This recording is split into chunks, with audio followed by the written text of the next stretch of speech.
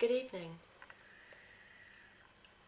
Seeing as we've got a big eclipse coming up at the end of this week, and as my memory has been stimulated by some other podcasts I've heard this week, given by dark journalist and Joseph Farrell on the subject of Mars, I thought I would share again actually a story I told a few years ago. It was one of my first ever videos on this channel when I was sticking to the bedtime stories. They're still bedtime stories, but my original videos were really quiet because I was still quite nervous about making videos, being shy. But at that time I was really whispering and nobody can hear a thing on those videos, so I'm going to try and be a little bit louder and retell a really strange story. I'm not sure how it's going to come across or sit with people, but let's just take it as as an anecdote and make of it what you will. So,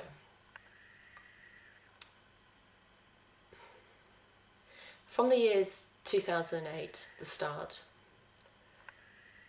through 2009-10, lessening after that time, but it did carry on for a few more years afterward. But certainly from February 2008, I was given indication from the spiritual world, which I'd perhaps become less connected with by that point, that it was time again for another great series of spiritual tests and personal work and sense of mission, and my whole life changed from that point, because I heard this call, took it very seriously, and actually a lot of very painful things happened to do with jobs and relationships and other things in my life, but this was a call I had to answer. And part of it involved a lot of prayer and meditation. Inner work, by choice, but also because I had no choice, because I was emotionally in a very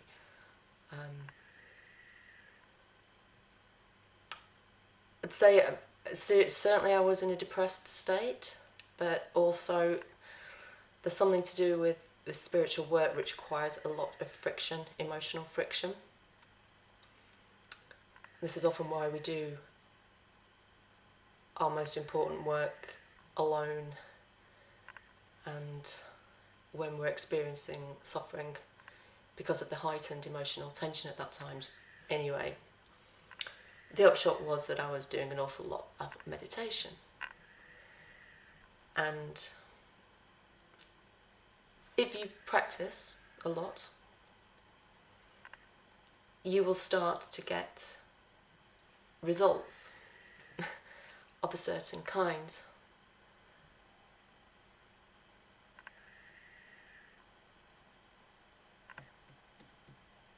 I'm hesitating because I want to find a way to explain different states of consciousness. Lucid dreaming is one of the obvious things that can become heightened when you're doing a lot more meditation work and inner work, thinking about your diet and being disciplined. I was vegetarian quite strictly at that time, for years in fact. So you can get more lucid dreams, and you can perhaps pick up more psychic impressions and telepathic impressions, especially if you're engaged in study groups and you're connected with people spiritually.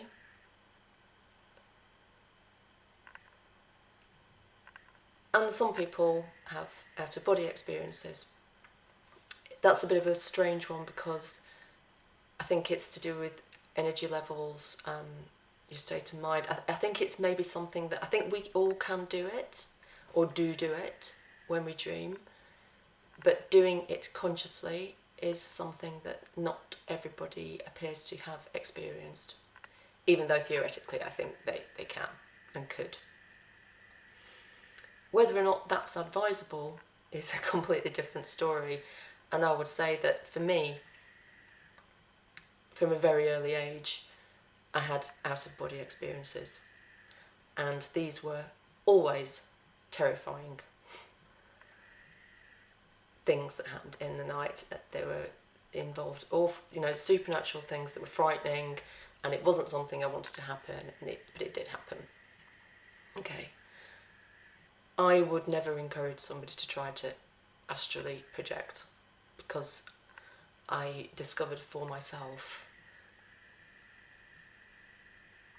the dangers, okay? Especially in the lower astral, when you're essentially like a ghost, and in the ghost realm. There are also other astral states. There are upper astral states where you're going to be guided by a higher power, an angelic power, or something even greater. Okay, so upper astral states are also accessible, but in my experience, these are somewhat different, and on those occasions, the spiritual world will summon you to them. So under other circumstances, you might make a choice, but by and large, they tend to be guided. Okay, so, and people who've experienced that will know what I'm talking about. Now, between this lower astral ghostly realm and this higher upper astral, where you're receiving divine teachings, there are many different levels on this staircase, okay, of consciousness. There are so many different levels of consciousness, and I'm certainly not saying that I know them all, but there really are, and these can occur when you're asleep, when you're awake, when you're out of your body, when you're meditating, innumerable states. Anyway, as I was practicing, I began to have a lot more out-of-body experiences. Something I started to learn to control it to some extent as I got older. It still happens spontaneously, and because I was studying and practicing, I got to a point where I just was having more out-of-body experiences, okay?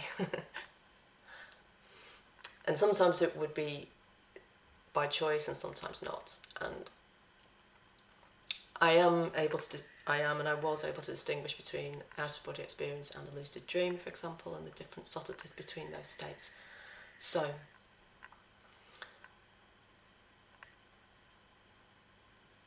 one night, I went to bed as normal. Now, then, not so much now, hardly ever now, but then it happened a lot. If I was about to have an out-of-body experience, I'd lie down and I would be very quickly taken out of my body. I'm a very poor sleeper.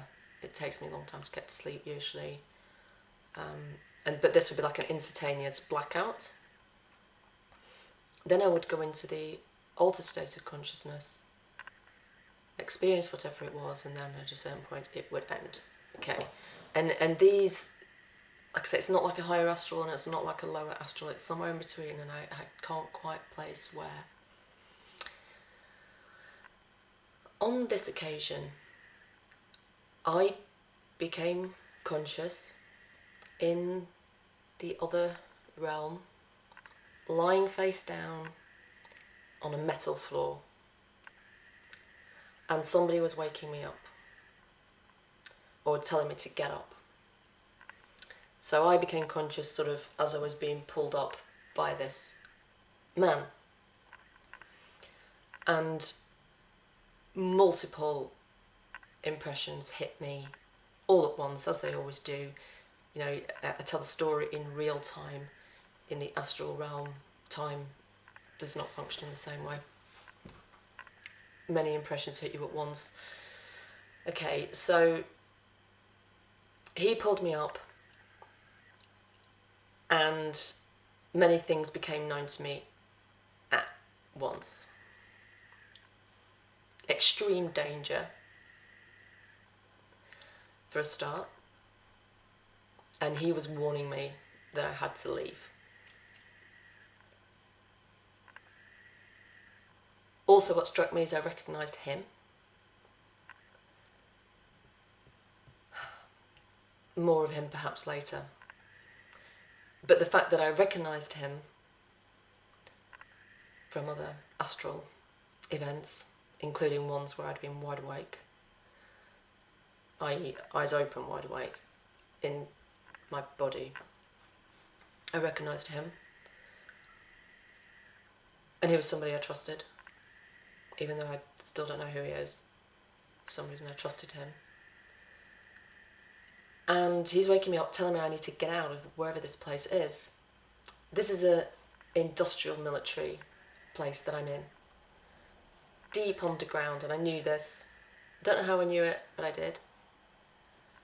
And, well, I'm not sure if I knew right then where it was, but by the end, I did. So I jumped up, I was in a corridor, and a few things he made known to me at once. I had to get to the lift to leave this lower level in order to escape. There'd been a terrible, huge catastrophe, like a nuclear bomb or something else equally horrific had happened, and we were in the midst of a chain reaction of events that were still going on.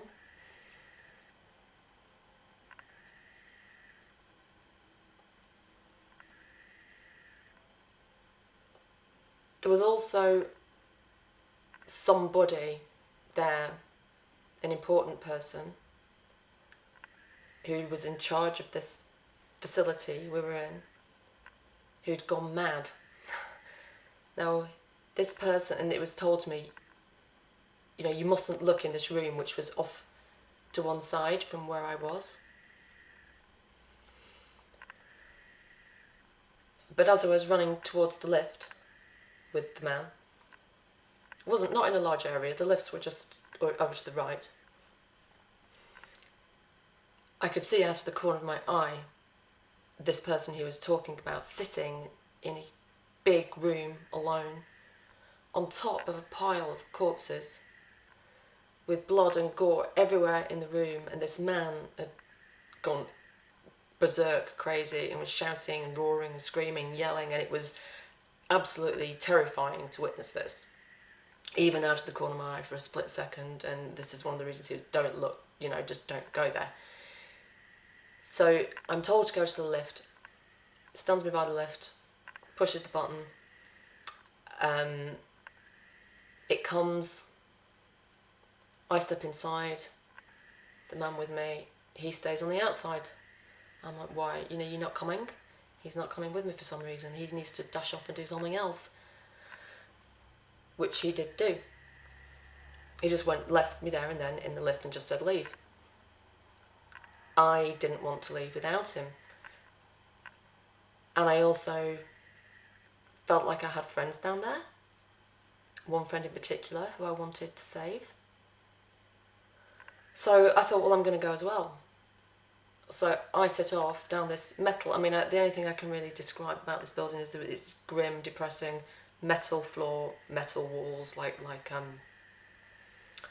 a grating or something on the floor and walls, just plain. Didn't look fancy or high-tech, anything like that. Ran past the room where this madman is there on his pile of bodies.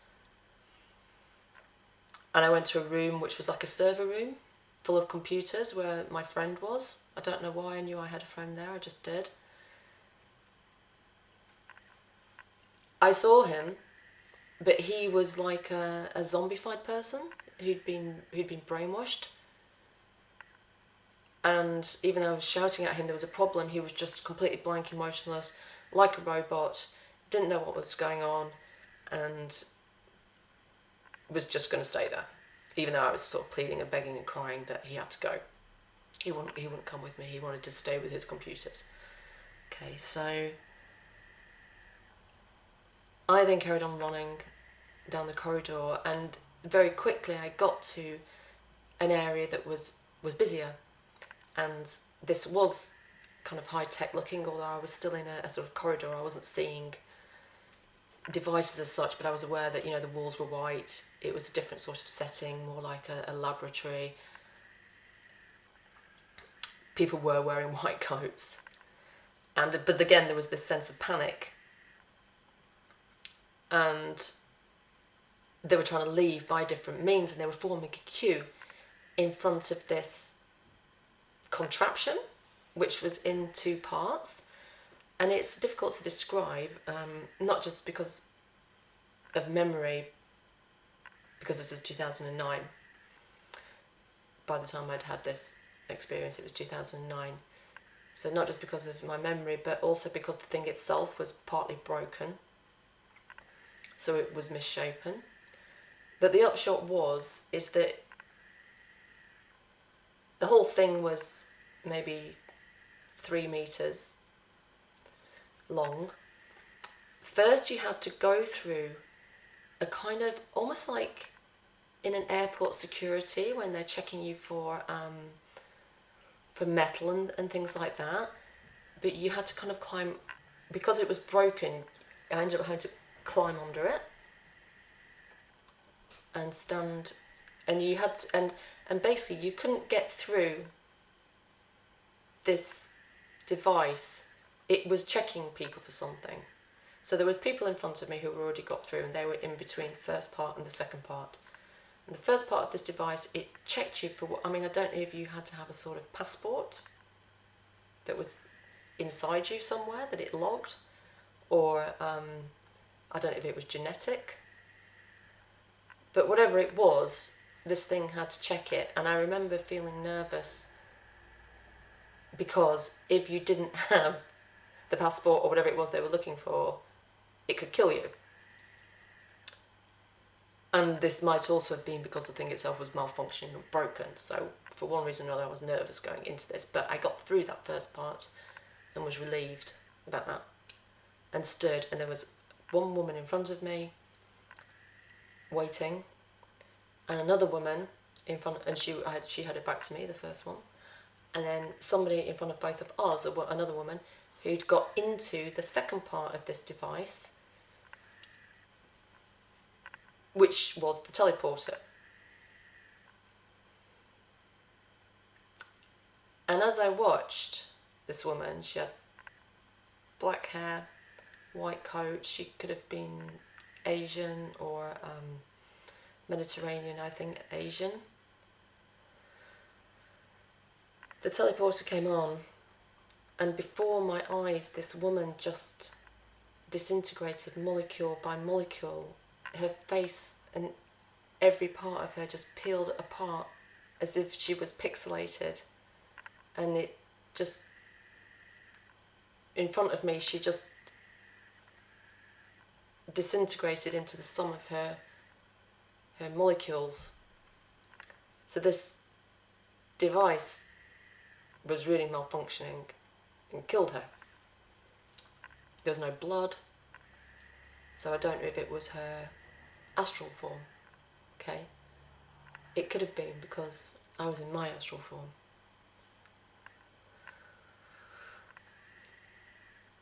So I saw this and panicked and jumped out of the queue. I thought, I'm going to go back to the lift. So I ran back to the lift, which wasn't far away, just down the corridor, punched the buttons. I wondered if it had come. I'd already been told by the man, this was it that I forgot to mention, this is why he didn't come. He'd told me the lift, because things were breaking, it couldn't bear the weight of us both, but it could probably take me. Okay, so that's why he hadn't got in. So this time, the lift came again, I did get in it, started to go up. It stopped. It didn't go up very many floors, I think maybe like maximum 5 floors down or something. but a couple of floors up, it stopped, and I was like, why is it stopping? Door opened, and there was a blonde woman with a baby in a small pram. So she had very blonde hair. She was dressed in blue from her neck to her blue jumper or round neck shirt, blue trousers, and she looked incredibly depressed, and she had this baby. And at first, when I saw her, I admit I had a terrible thought. I didn't want to let her in the lift because I was scared that the lift wouldn't be able to carry us both, and that was the first thought that crossed my mind, which was obviously outrageous. Of course, of course she came into the lift, and she didn't say a word, and she was, like I said, very depressed looking, didn't look me in the eye, had this baby. And I was quite surprised when I saw behind her that there was a whole other level. It was only, again, a fleeting glimpse, but I don't know what was going on there, but there was a whole other thing going on her level. We carried on up the lift, and the lift ended at a small, when I say small, a dome, so a dome that was the size of the lift, which was like a couple of metres or 3 metres square or something.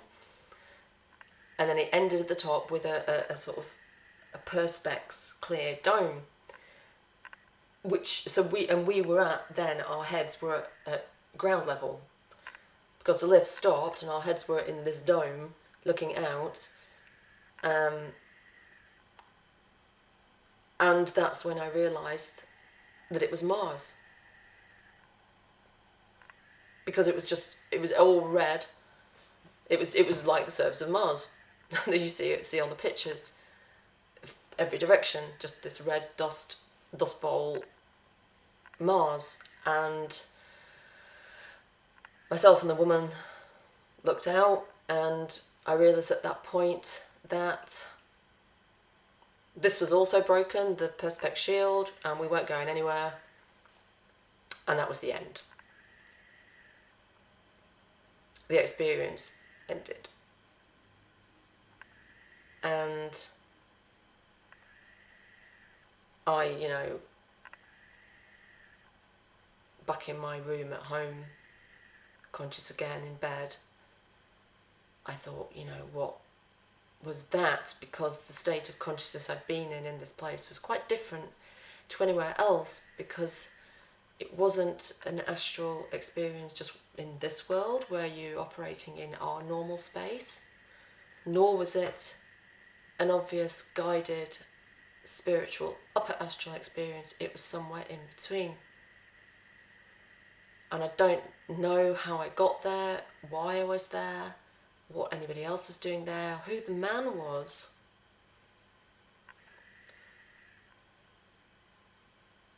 And I wondered about it ever after. And obviously, with a story like this, you tell it and people are like, well, you were dreaming, or whatever, who cares? I wish I had to completely understand, because there's nothing that comes from it. I tell the story, it's like, well, maybe I believe it, but what does it matter anyway? There's no bigger proof of anything else around it. Doesn't really prove life on Mars, doesn't really prove we have bases on Mars, not objectively. I don't know if it even proves it to me. I can look at that objectively and think, I don't know what it's all about. But it still stayed with me because of the unusual state of consciousness that I was in. And after, and since then I've had a lot more experiences in the same state. So and then I never obviously found anybody who can really relate to this. Until quite recently, when a series of podcasters who are sort of working in the alternative community, let's say, started talking about Mars, and this is obviously something they've been investigating in a lot more depth than me. I mean, these are Americans and Canadians who are very involved in researching UFOs and the military-industrial complex from an American perspective, whole branches of alternative knowledge which I'm not expert in. But they've clearly been researching this, and they have, for one reason or another, these people who are associated have started to talk about Mars and its significance. and have been describing things which chimed with what I've been seeing. So military industrial complexes underground on Mars, catastrophes on Mars, the teleportation device. So this was what really, because I was thinking, do I make another podcast and just think, well, this is going to go over people's heads and they can listen to it and go whatever. But then last night, dark journalist had Joseph Farrell giving an interview, and Joseph Farrell, for those of you who don't know him, is very influenced by Velikovsky's theories. So it's fringe science, but Joseph's a really good researcher. Even if you're not into the UFO and the off-planetary stuff, Joseph got my attention because of the research he's done into financial markets and the funneling off and siphoning off of funds over the years. And in his opinion, these funds are being directed towards a secret space program and a breakaway civilization. And that's where all the money is disappearing to, and that this whole program has been going on without most citizens on Earth, knowing about it. And he's connected with Dark Journalist, who, is looking at UFO disclosure, how the CIA is trying to control that disclosure now, and they may be giving us the wrong disclosure, and just basically trying to get to the bottom of what is actually going on in the field of UFOs and the military-industrial complex and hidden technologies, where all the money's disappearing to, and what the bloody hell is basically going on Earth. So quite big questions, and recently they've started talking about Mars, and last night Joseph Farrell, he described teleportation devices which were like an airline security system, and I just thought, what, it is so like what I saw, and I don't know why, I don't know how he's come up with his information, because I don't think he's getting it in the same way that I am, or I did, through the kind of astral or consciousness or the psychic realms. I think he's doing it through different forms of research.